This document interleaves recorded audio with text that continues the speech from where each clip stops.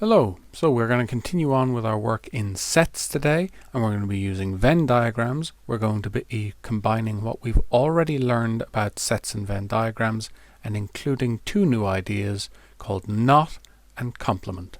And by the end of our talk, we're going to know what both of those mean and how to use them. So we're going to start off by looking at an example, as we often do. So we've got a set P has the elements A, B, C, and D. A set Q has the elements C, D, E, and F. And the universe, the universal set, or the universe we're dealing with, is A, B, C, D, E, F, G, and H. So we're going to draw a Venn diagram of this because pictures help our thinking in maths, and we want to get very good at drawing our pictures to help us with solving problems. So the universal set is a special set. All of our other sets use circles, but the universal set is drawn with a big rectangle that goes around everything because everything is inside the universe. That's what the universe is. So I have my two sets, P and Q, and I use capital letters for the names of my sets because they're the names of things, just like your name and my name are capital letters. And I have capital U for the universal set. So as always, where are we going to start? We're going to start in the intersection of P and Q. And let's see if we can see what's common to both. C is common to both Q and P. And D is common to both P and Q, or Q and P. And then if we look through, A is not common to both, B is not common to both, E is not common to both, F is not common to both. So C and D are going to be our two elements that are common to both sets. They're in both sets, so we say they are in the intersection of both sets. So let's draw that in. Put my dot because I'm dealing with an element, and I have C, and a dot, and I have the element D. So now I have the two elements that are in both P and Q. They are in the intersection of P and Q. Now I'm going to fill my way out along the diagram. So always start in the center, and then we're going to fill in further out. Always that will be the case. Now let's have a look at P. We have put C and D. They're inside the circle P, but they're also inside the circle Q, so that's that area there. This area is the stuff that's only in P. So that's going to be A and B. A is only in P, and B is only in the set P. And then Q, E, and F are only in the set Q. Now we go on and fill in the furthest out part of our diagram, the universe, all the way out here. Stuff that is in the universe but isn't in P or Q. So let's go through P. We have A here, so that's been used up. B has been used up. C has been used up. D has been used up. C and D have been used up. E and F have been used up. So all that's left is G and H. So I have G outside of P and Q but inside of my universe. Remember, if I'm inside my little band, my little animal pen, I'm inside my group. And H. Now, getting us thinking about what we're going to be using here. A is in P. The element A is in the set P. The element A is also in the set U because it is still inside the boundaries of our box for U. Just like the set C is inside the circle Q, so it's in the set Q, but it's also inside the circle P, and it's also inside the rectangle U. So C is inside all three of our sets. So an element can be in more than one set. We've already looked at that multiple times, but it's important to try and say these things out to ourselves because otherwise we can miss important ideas. Now, let's have a look at our new ideas. So what we've got here is the idea of not. So if we say this in English, if we had the elements that were in P but not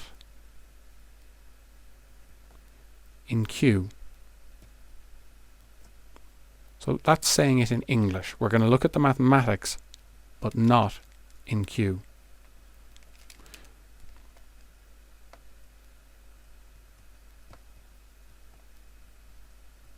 So what elements meet that description? What elements are we describing when we say the elements that are in P but not in Q? So they must be inside the circle P, but they can't be inside the circle Q. Well, those would be the elements A and B. Now this is a set, so we're going to draw our curly brackets and do A and B, and those are the elements that are inside the circle that are inside the circle P but are not inside the circle Q. Now how would we write that mathematically? The way that we are going to write that is P not Q. So a slanted slash. So a slash or P slash Q is P not Q. So what is in P but not in Q? So that's our A and our B. Now let's take another example. What would be in Q but not in P? Sorry, that should be an equal sign. That should be an equal sign. So Q not P. So what is inside the circle Q but not inside the circle P? Well, that means we're just left with E and F, the stuff that is only in Q as opposed to everything in Q. So what is in Q but not in P?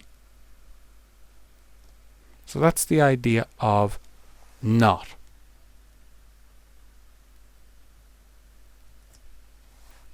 A closely connected idea is called complement.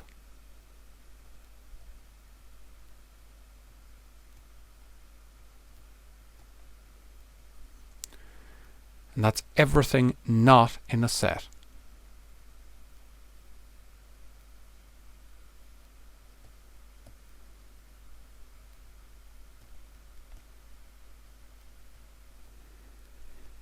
Everything not in a set. Let's look at that in practice. And the way that it is written is a little apostrophe. So let's look at P apostrophe. Everything not in P. What would that look like? We're looking at stuff that's in the universe but not in P. So we're totally ignoring anything that's inside of the circle P.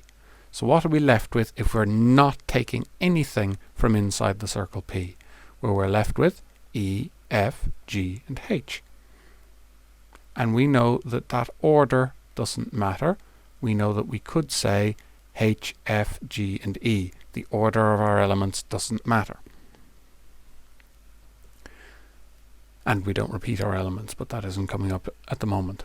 So that's the idea of complement. It just means everything but. So everything but P. All of the elements in our universe except for the ones in P. And if we look at the complement of Q, Q apostrophe, the complement of Q, that would be everything that is not in Q. So that would be A, B, G and H.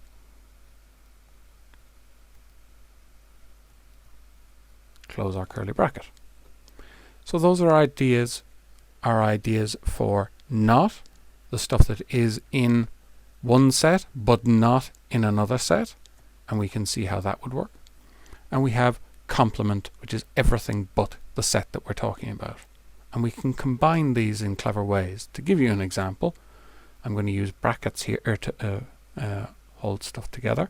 If I had P union Q. I'll hold off on the brackets for a moment. P union Q. What would be involved in P union Q? That would be everybody together. So that would be A, B, C, D, E, and F.